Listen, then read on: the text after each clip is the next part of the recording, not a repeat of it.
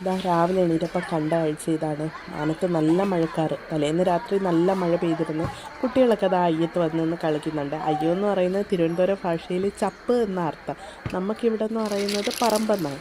അപ്പോൾ രാവിലെ ആയപ്പോഴത്തേക്ക് ചേട്ടനെടുത്ത് തലേന്ന് കക്ക കൊണ്ടുവരാൻ പറഞ്ഞായിരുന്നു. ഇവിടെ കക്ക സ്ഥിരം കൊണ്ടുവരുന്ന ചേട്ടനാണ്. ഞാൻ ആ ചേട്ടൻ ആ കക്ക കൊണ്ടുവന്ന് നമ്മളിനിപ്പോൾ ഒരു 2-3 വെള്ളത്തിൽ ഈ കക്ക ഇങ്ങനെ കഴുകിക്കൊണ്ടിരിക്കണം.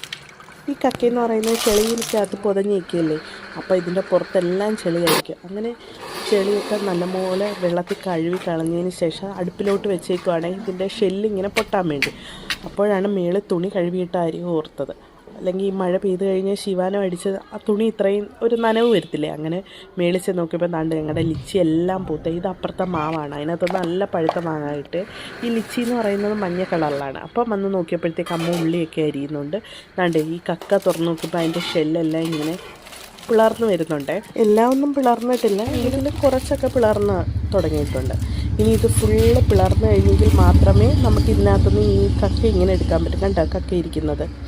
അത് പിളർന്ന് കഴിയുമ്പോൾ അത് തണുത്തതിന് ശേഷം നമ്മൾ ഈ ഷെല്ലിനകത്തുനിന്ന് ഈ കക്ക പെട്ടെന്ന് തന്നെ നമുക്ക് എടുക്കാൻ പറ്റുമേ. ഇങ്ങനെ ഒന്ന് പ്രസ് ചെയ്തിങ്ങനെ എടുക്കുകയാണ് ചെയ്യുന്നത്.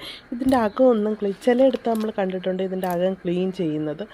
അതിനു വേണ്ടി ഇതിൻ്റെ അകത്ത് നമ്മുടെ ഇവിടെ അങ്ങ് ആരും ഇങ്ങനെ അകം ഒന്നും ക്ലീൻ ചെയ്യത്തൊന്നുമില്ല.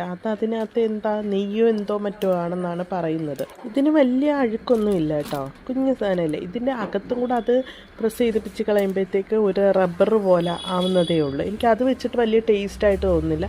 അതുകൊണ്ട് ഞങ്ങൾ ആരും ഇങ്ങനെ അങ്ങനെ ചെയ്യത്തുമില്ല. ഇന്ന് കക്ക തോരൻ വെക്കുകയാണ്. അപ്പോൾ അമ്മ ദാണ്ട് എണ്ണ ചൂടായി അതിനകത്ത് തേങ്ങ കുത്തിട്ട് മൂപ്പിച്ചതിന് ശേഷം ഇഞ്ചി, പച്ചമുളക്, വെളുത്തുള്ളി ഇവയെല്ലാം, സവാള, ഇതെല്ലാം കുഞ്ഞുള്ളിയാണെങ്കിൽ അത്രയും ടേസ്റ്റ് ആവുമേ. നമ്മൾ സവാള തന്നെ പെട്ടെന്ന് ചെയ്തതാണ്.